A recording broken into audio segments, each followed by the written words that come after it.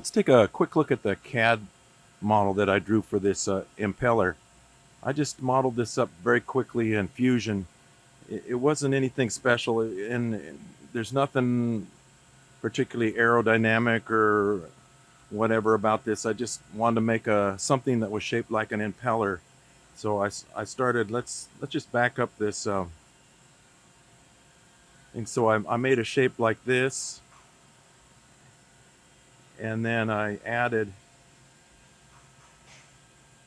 wherever it is here. I added a shape like this to it. Now, modeling it this way, I think, caused some machining issues that we'll discuss later in the video. And then I trimmed it, and this will be kind of the vane, or the big fin, if you will. And then I made this base, and then I extruded a center to that onto it, and I copied this fin so I could make the splitter out of it, and then I trimmed that off. So this would in essence be the splitter fin, if you will. And then I arrayed, well, actually I put this corner radius in here, this a fillet, and I arrayed that fin around the large one, and I put some radiuses on those here up on the leading and trailing edge. Now I know this trailing edge radius, being a full radius, isn't really the way it should be, but I just wanted to make tool path that wrapped all the way around, and having this fillet radius here that didn't go all the way out to the edge caused machining issues as well later on for the cycle that Esprit uses, as well as this trailing edge full radius.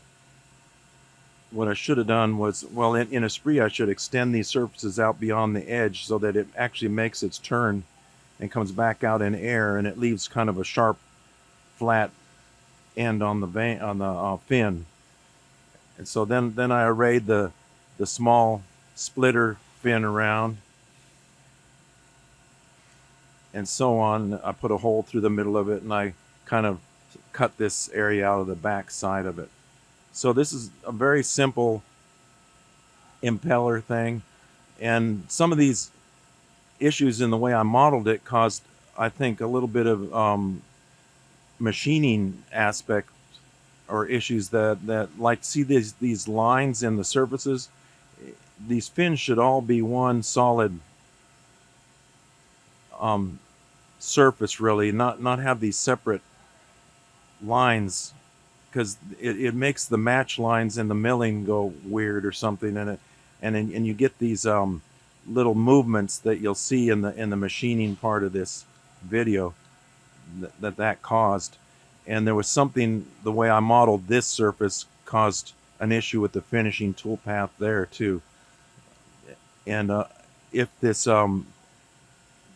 had come out all the way to the edge, this fillet, I wouldn't have been left with some areas that didn't get machined in the impeller cycle in Esprit.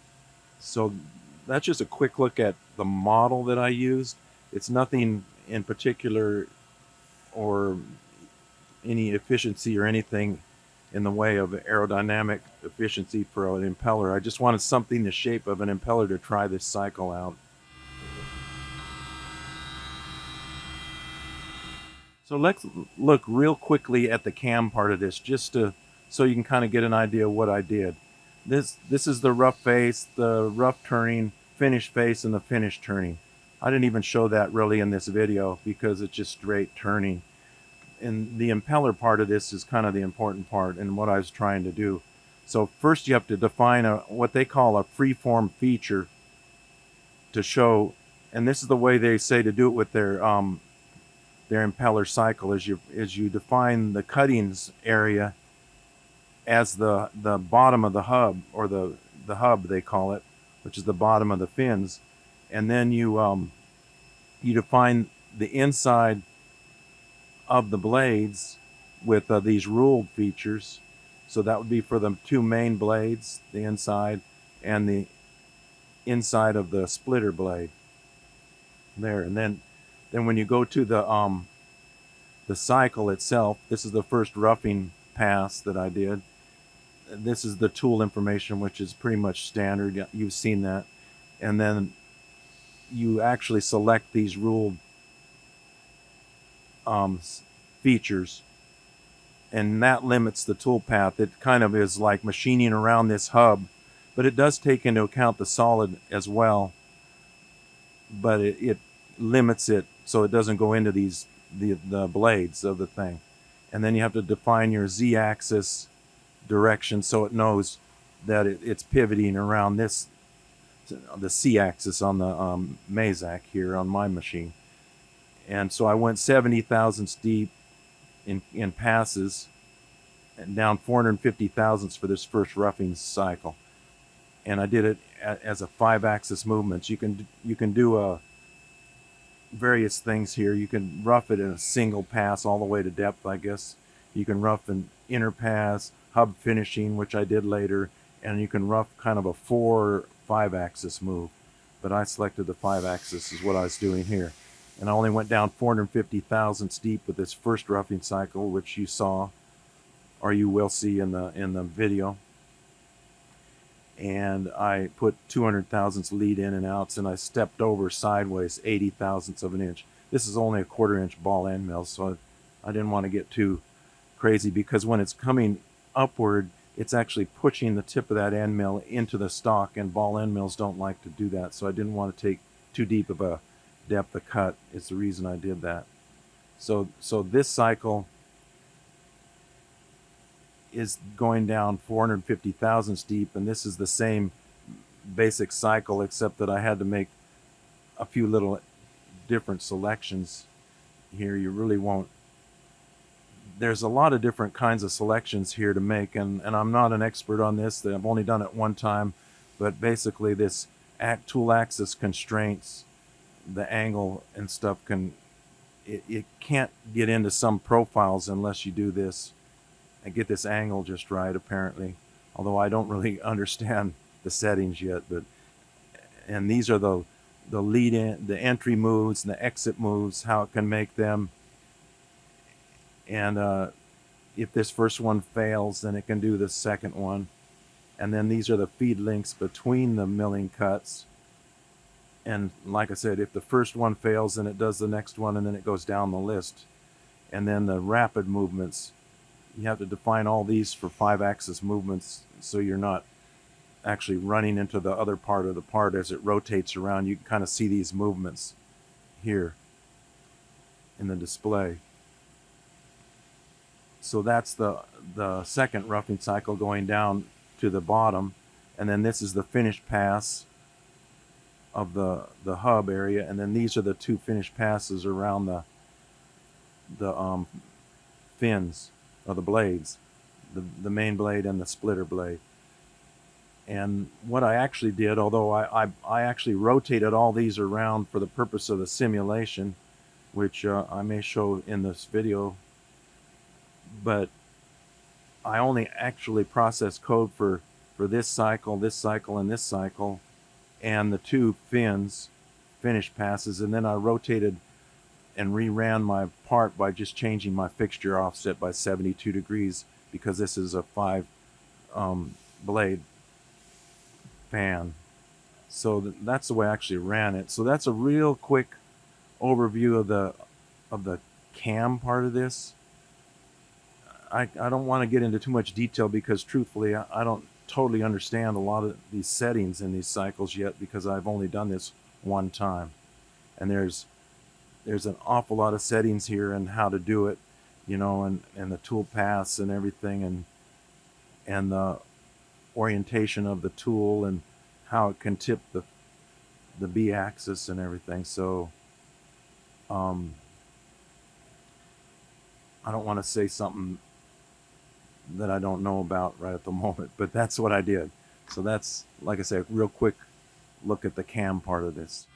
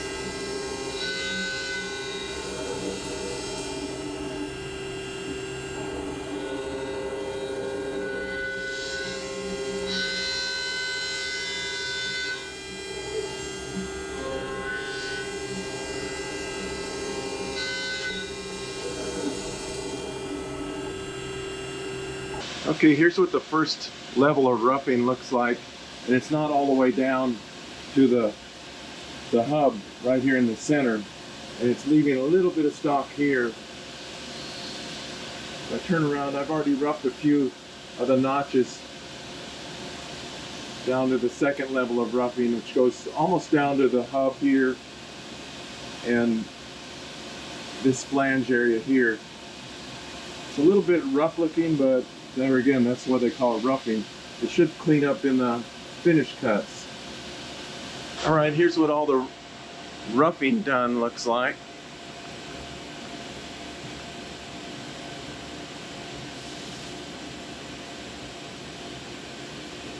You can see now every one of the blades is down to the middle of the hub down here.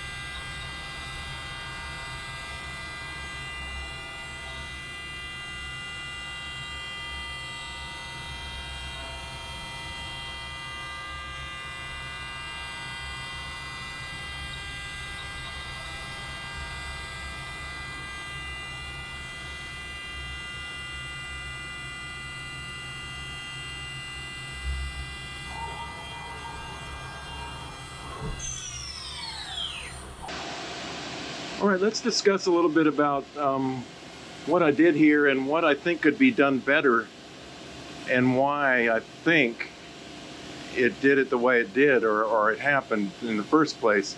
I don't know if you can see, you see these lines here? I don't know if you can see those in the video. See if I can get the light just right. And I think those are due to the way I modeled this fin here. You can see the lines of the actual surfaces, the intersections of the surfaces. And this, if you can see these little marks at the bottom of the radius, it was because I was trying to make the programs as small as possible, and so I limited the minimum distance that the toolpath could have between points. And I believe that would cause that, and possibly this little area right here. And as I discussed earlier when we were talking about the CAD model, you see how this this toolpath didn't carry out here all the way to the edge because I had this extra little bit on the outside the fins, and I should have extended these surfaces out and put the radius out here and out in the air. I could have done that. I could have extended them out and put another radius out here, and that would have made the toolpath go out and beyond. And to carry that, remember what in the CAD model, that blend radius at the bottom here out all the way to the edge, that would have been better. It would have trimmed that toolpath off differently, and I wouldn't have been left with these areas that didn't quite clean up on the finish cuts.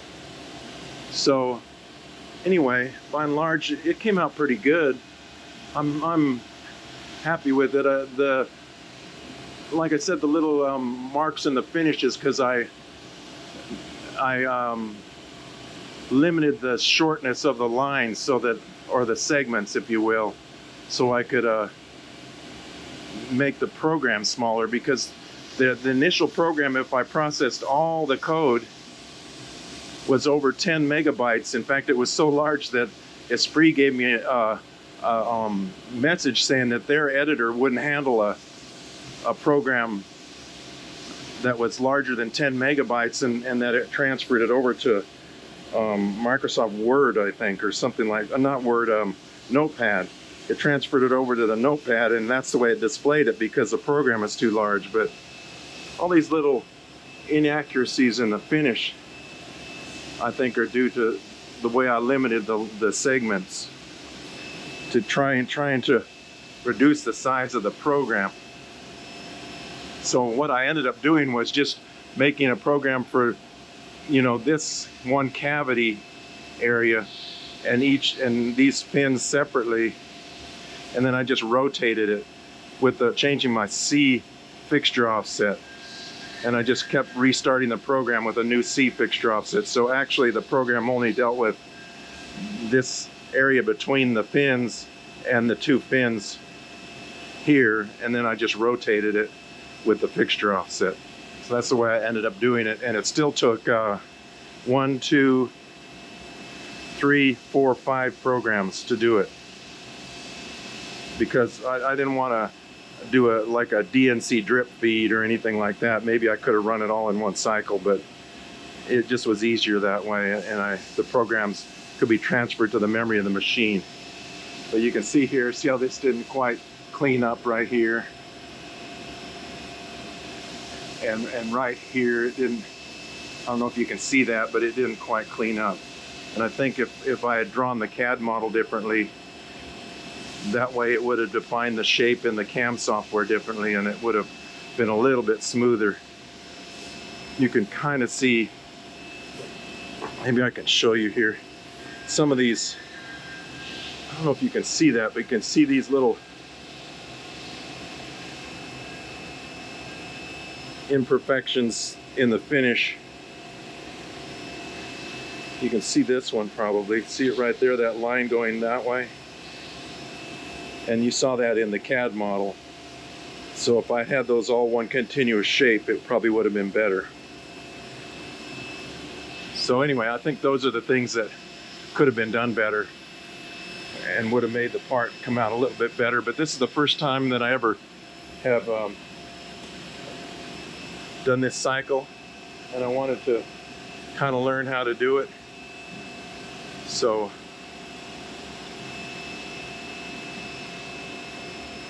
that's it for right now. Thanks for watching.